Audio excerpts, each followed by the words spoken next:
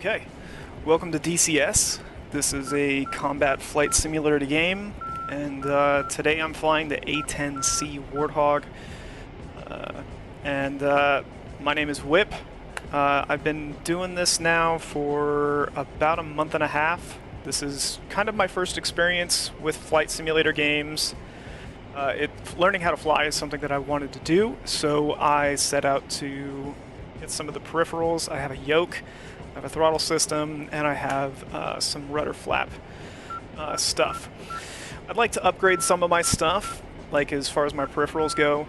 In the future, I'd like to get one of the A10 HOTAS and possibly like an Oculus Rift, because right now, moving in between like the keyboard and the Coolie hi-hat on the yoke, for moving my head around is not really the most efficient thing, and the yoke is good for commercial or private flight, but it's not as good for something like DCS. And I took up DCS mainly to get used to a flight simulator, like the realistic type of flight simulators. I think this is the best one for combat out there.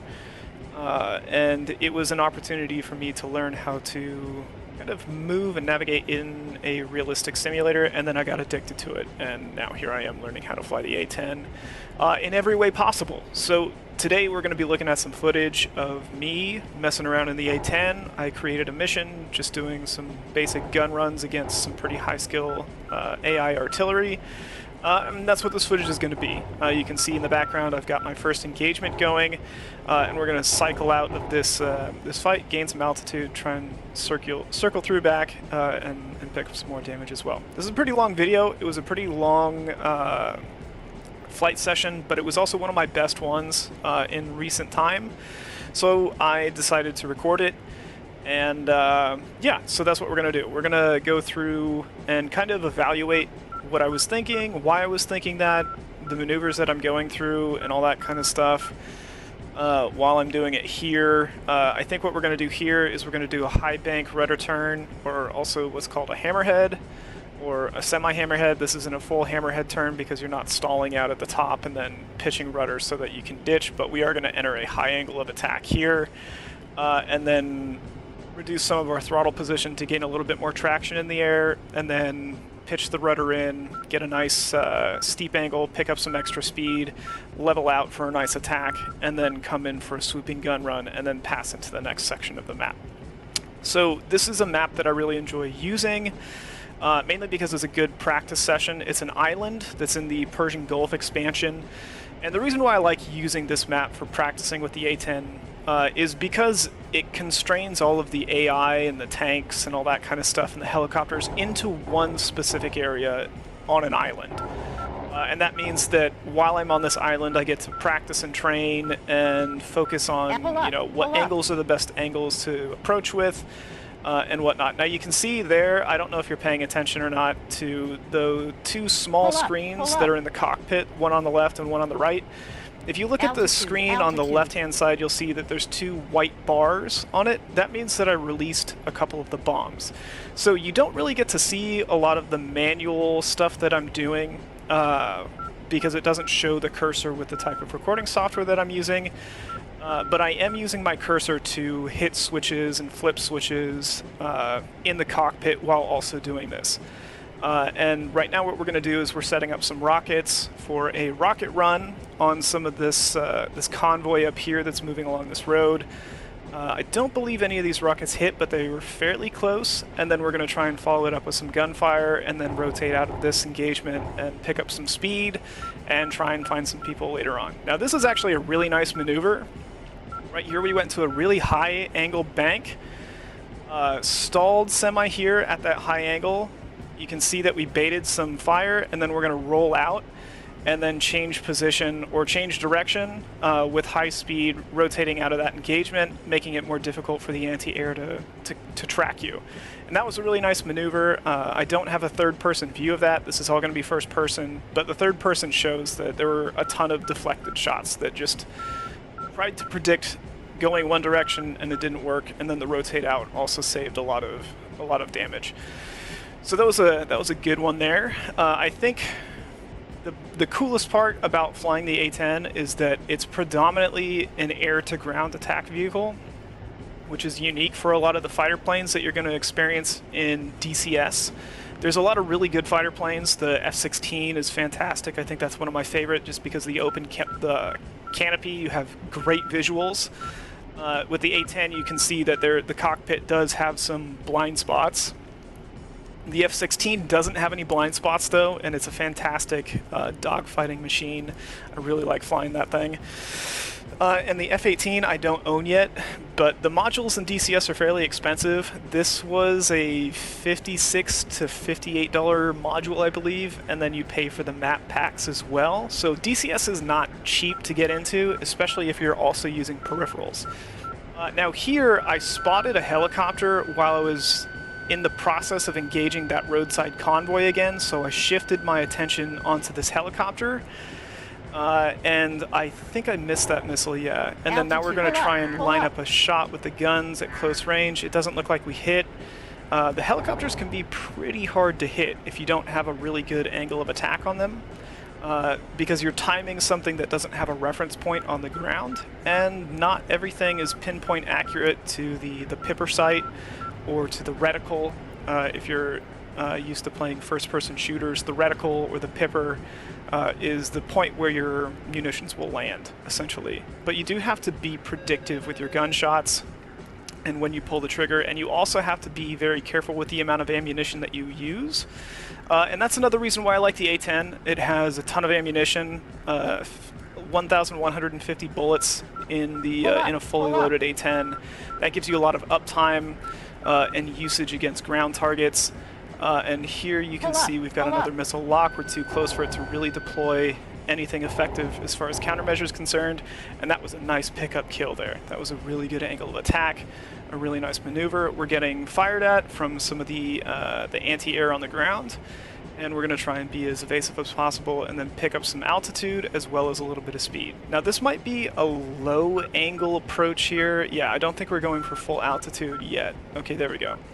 So we're going to try and level out and circle around because this is our field of engagement. We know that there's plenty of threats on the ground along some of these western roads over here that we're looking back at. We know that there's a convoy over there right by that town. So we're going to probably rotate through there. This is another high angle rudder kick kind of turn here. I don't know the exact terminology for it, but basically we're going to punch rudder, lower the throttle, and then come in at a high angle, pull out, gain some speed, and then do a pretty quick gun run there. So it's a semi-hammerhead tactic, and hammerhead turns are where you basically turn the plane over its end while it's in a stall, but it's a similar type of maneuver here. So it's just a high angle of attack turn, and this is probably not an engagement that you would take in real life because of the amount of collateral damage that you would have against civilian targets that are in that town. And that's not something that you can really afford to do. In an active war zone, I think that would be the type of engagement that you would try and refrain from getting into, where you're shooting highly explosive rounds at a moving convoy that is also lined up into a town. So the convoy was exposed on one side, the town was behind it, and while we were shooting to deal with the convoy, the possibility of stray rounds hitting civilians would be really high, so you don't really want to take that particular engagement. For training purposes and for practicing lining up a shot, it's fine, and in a simulator, that's fine, but in the real world, you wouldn't want to do that because there would be too many civilian casualties. So here what we're going to do, we're going to rotate around. We're trying to keep as much awareness as possible. We're looking for a threat of some sort, and I think we pick up the visual of a helicopter. There you can see it, just above the left mirror. That's the helicopter moving down there. Okay, so that's what we're going to zoom in here. Bouncing back and forth between the keyboard and the Coolie hi-hat and then some of the toggle switches to recenter your views is not as efficient as using something like an Oculus. So an Oculus is something that I really want to get for this game and for the other flight simulators. Now there was just a very poor angle of attack, and that could have also resulted in a crash, but it didn't because we had a lot of extra speed. And once we countered that maneuver, we're using some of our rudder to point the nose at the helicopter, and then you just flatten out the ailerons, and then you get a little bit of extra lift off of that. So an interesting maneuver, really low to the ground, probably not something that you'd want to actually do in real life. That particular maneuver that I just did against that helicopter it was a really aggressive line of attack, and it had a high risk threshold for crashing into the ground. But it's good to practice that kind of stuff. So here we get a nice circle back, and all of those shots seem to miss that helicopter. So we're going to disengage from that helicopter because we're at 520 rounds left in the cannon, and we need to deal with some of those ground targets. We've already taken down a helicopter. There's a third helicopter off to our right. But we don't have any more air-to-air missiles that are heat-seeking missiles, and that makes it much more problematic when you're dealing with the helicopters. And the armor is actually the bigger threat than the helicopters are, because helicopters have to return to base, and a military presence is going to rely more heavily on sustained power in an area by using artillery, and by using tanks, and by using armor. So focusing on the anti-ground tactics, which is what the A-10 is really designed for, is what we're going to focus back on, and we can spare as much munitions as possible by dealing with these ground targets and by clearing out these ground targets, because that's really more what this plane is for. So that's what we're doing here. There's a large convoy on this road here, so we're trying to take some evasive actions here. We're rolling out through some of those peppering gunfires, and then we're going to try and circle around with another high angle of attack as we cycle through some of our alternative munitions. Now, there we actually deployed 2 cluster bombs. We have 2 CDM-88s. And those are cluster bomb munitions, or CBMs, cluster bomb munition 88s. So those are huge damage area kind of munitions. They're not smart bombs. You can use them intelligently, but those are just pressed to release. So you can see that we're running out of options here for this engagement. We're out of our bombs, and we're out of our CDMs, and I'm not qualified yet to use the Mavericks in actually deploying them. So I have, I believe it's 4 Mavericks attached to this plane, and those are heat-seeking smart munitions. You can use them air to ground.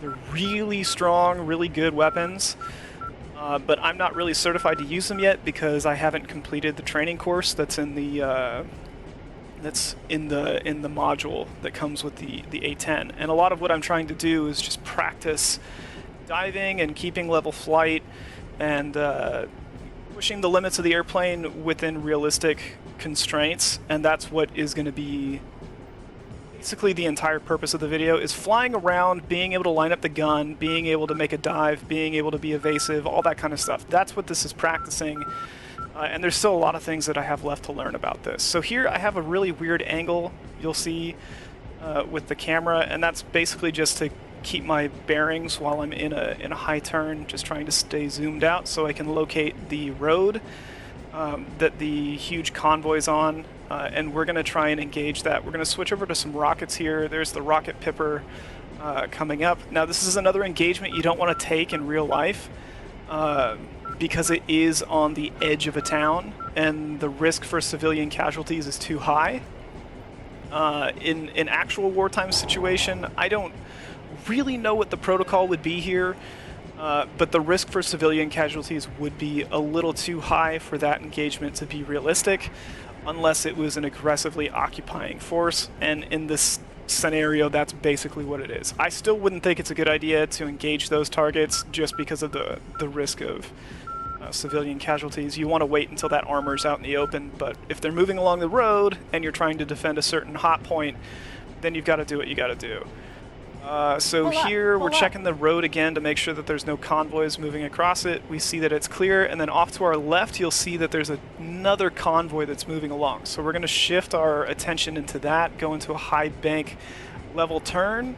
We're going to try and do a rocket run past them, level out, line up the sights, and then do a gun strafe line along the angle of the road. And now that we're hitting a lot of kind of hostility, we have to be as evasive as possible. Now here, these maneuvers, since we're pretty level with the artillery, we're not at a really high altitude, and they've got a pretty good line of sight on me, I start having to use way more level evasive actions, which sheds a lot of speed. So you lose a lot of speed when you're doing those type of evasive actions, And when you're losing speed, that means that you're not able to re-engage as quickly, because the A10 doesn't pick up speed very quickly, and it also has a very low climb angle.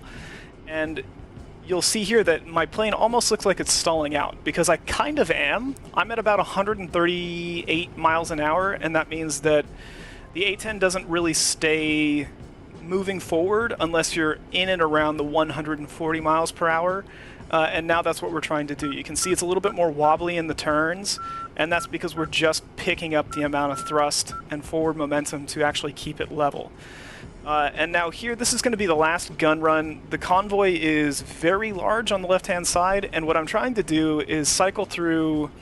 On the right-hand screen, I'm going to be activating the Maverick control panel, and hoping that I did everything right to actually initiate using the Mavericks. Those are heat-seeking missiles as well. Disengaging the flaps. I don't know why. I think that's an error that shows up sometimes, that the flaps are in the way of the sensor, or there's like a flap angle or something like that. So now it's not tracking. You can see that I tried to push the button, but there was no tracking. So here, there's too much fire coming at me, and there's just too many targets in that area, and I don't have enough speed to really be fully effectively evasive.